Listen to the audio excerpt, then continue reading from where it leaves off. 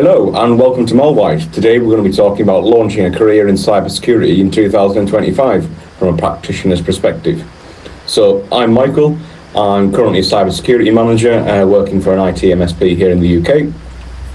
I started my career as a desktop engineer before moving into network and cloud infrastructure and infrastructure in general. I then pivoted my career to be a cybersecurity consultant. From there I was promoted to the cybersecurity team lead, and then subsequently after that to the IT or cybersecurity manager.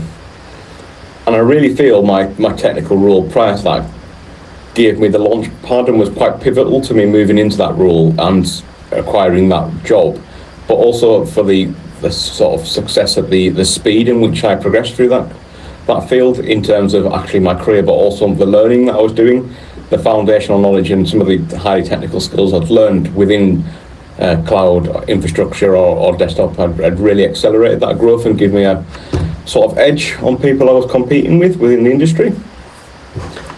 What we're going to do now is sort of move on to key certifications, training, building strong fundamentals, and recommended learning paths. One of the things I do want to point out just before we move on to them sections is you don't have to have a technical role before moving into cybersecurity. It's not necessary. I just feel it was a real success point for myself, and I don't think I would have done it as fast without that. So yes, it is achievable without a technical role beforehand, but you might want to consider potentially having a technical role while you do your learning, so you're gaining hands-on experience while you're learning. Again, it's what suits your skill set and also your circumstances. So key certifications to cover, and I'm really going to do this from a UK perspective, but this will apply to anywhere in the world, all the sort of knowledge I'm going to impart on you, or my advice basically. So don't switch off if you're from outside of the UK, because it's still going to be relevant to you. So within the UK, there's really two main training providers that I'm going to get you acknowledged by HR and also the hiring manager, which is the Cyber Scheme, which is my preference, CREST, offensive security, so doing your OSCP, OSCE, and one I would like to mention, which is coming up the ranks, and I think it'll be more prevalent in the years to come, is TCM Security PNPT.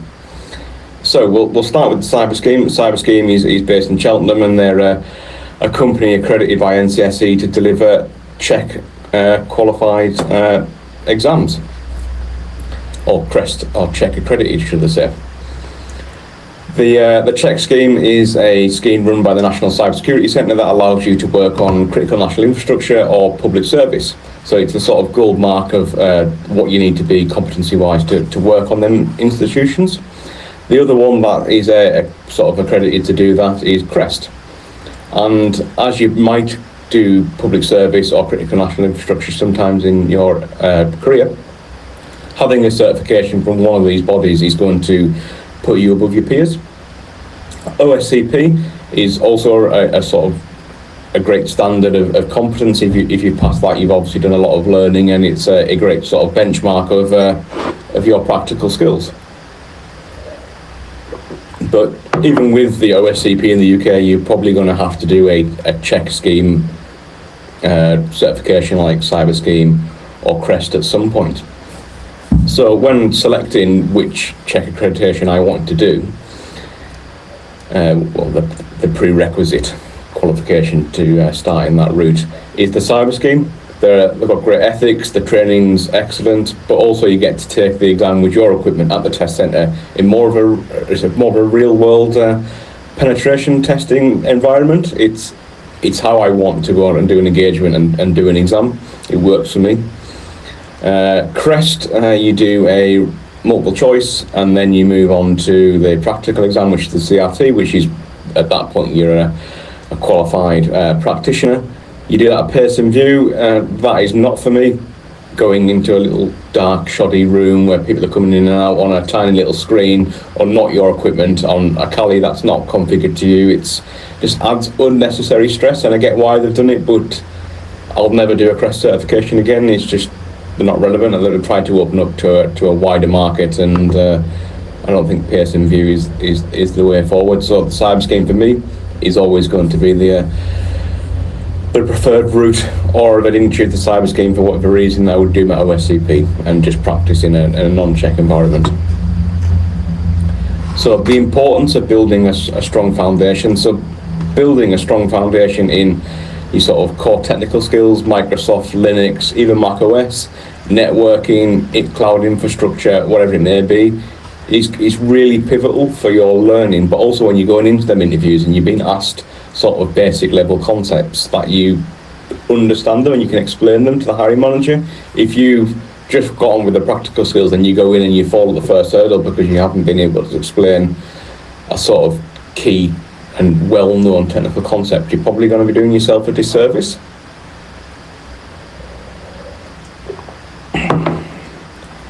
The other thing that it's really important is you really have to have a passion for technology, either in a technical role or in a cybersecurity role. You're going to be constantly learning. You can't move into cybersecurity and think, I'm done, I've got it in, I don't have to learn. You are continuously learning, you're continuously reading, you're continuously really entrenched within the cybersecurity world, making sure you're keeping abreast of all the changes in technology and sort of tactics. I don't think you don't have that passion, you're going to either get bored or you're not going to put the effort in required to be a very good practitioner. And I think you'll burn out without that passion. I've seen people burn out because they got in for the money or the thought, the money they were going to earn, and they burn out and ended up going into different careers because they got disparaged at the amount of effort it actually does take for the rest of your life. One of the things I do want to point out, which you see in the ads, you get a cybersecurity role, you're going to go in straight at 60 grand a year. I think realistically that then people are lying to you, it's a scam. You're probably going to go in a much lower wage while you learn and the company tests you out and you prove yourself.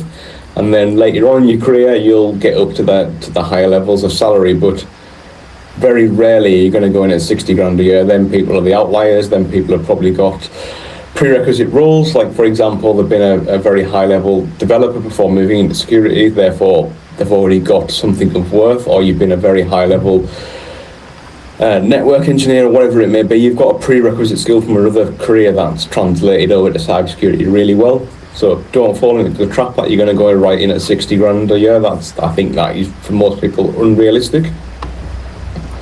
So starting out, recommended learning paths. What would I do if I had no technical skills and I had to start again? If my future self could speak to my past self and go, Michael, don't waste your time on X, Y, and Z. So for those starting out, I really would recommend starting with Professor Messer. So start with his A+, his Network Plus, and then his Security Plus. And you can go to his website and learn all them for free. And then if you really want, take the Security Plus at the end of that learning journey, just to verify your knowledge and have that on your CV, and then use that as a sort of stepping stone so people can see your progression from the bottom to a qualified penetration tester. After that, I wish I'd went straight to TCM Security and did their PNPT exam or qualification or learning path, and then all the new modules that they've got in there. They've got some fantastic modules in around Linux and web, and doing that entire academy will really set you up with some excellent baseline knowledge, but also some really good practical skills, and it's really quite enjoyable and it's explained in quite a good way. After I'd smashed the academy, I would move on to one of the hands-on practice providers like TryHackMe. That's my preferred provider. I like the platform, I like how it works. It just works for me. Or Hack the Box, which is another great one, but TryHackMe works for me better. So you just pick the one that works for you. They're both reasonable, about the same in price. So once you've got them foundational skills, just get on and box and box and box until you're ready to take one of the exams. So you've learned all the practical skills, you can go in and do the multiple choices, then you can smash the practical elements of them exams nice and easy.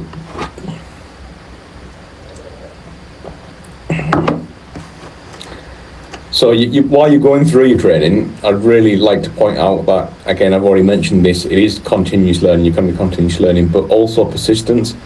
Acknowledge to yourself that breaking into a highly technical field is going to be very challenging for some.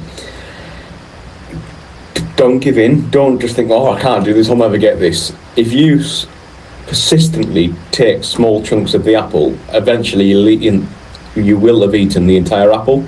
So stay persistent.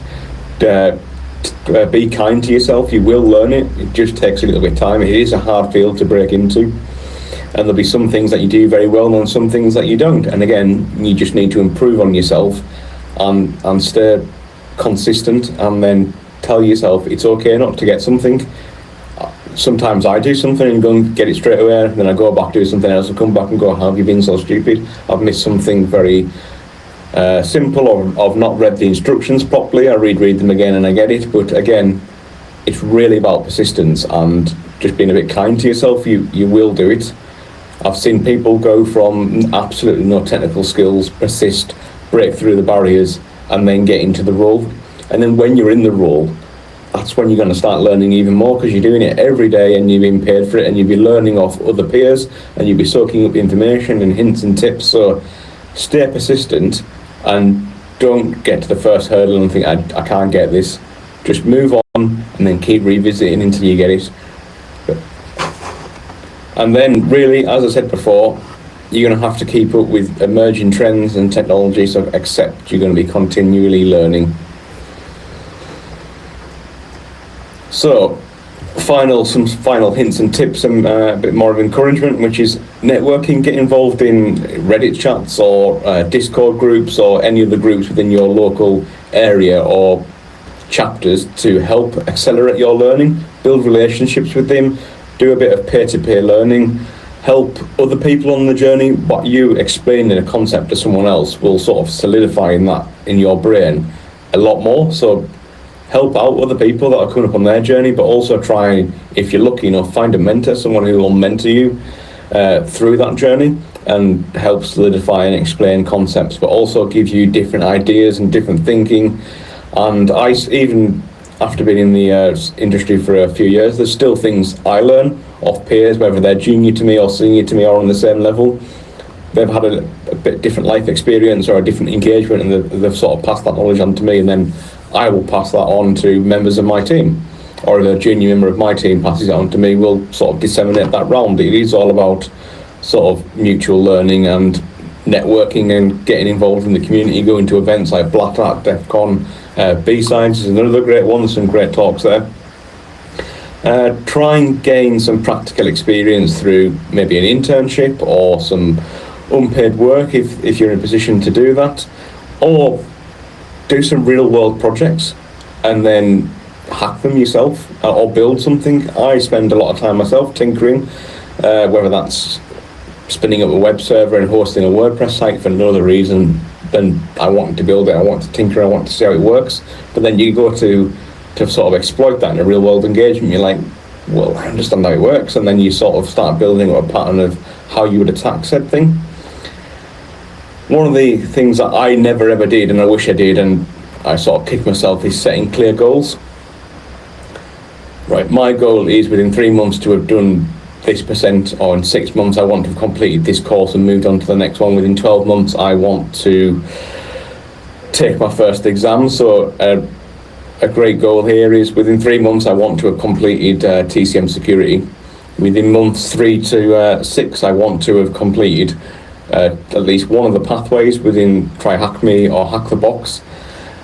Within month 6 to month 12, I'm focusing on getting ready for taking my cyber scheme CREST or OSCP exam, and then obviously setting aside funds to take that exam.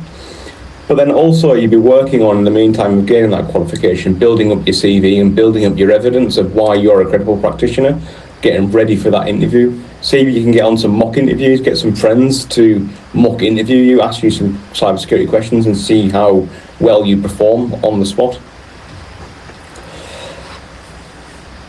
So just to recap, we sort of summarised the key certifications here in the UK, which is the Cyber Scheme, CREST, OSCP, CH will get you through sort of HR in many respects, but I don't think it is as a credible qualification as it was made out to be originally.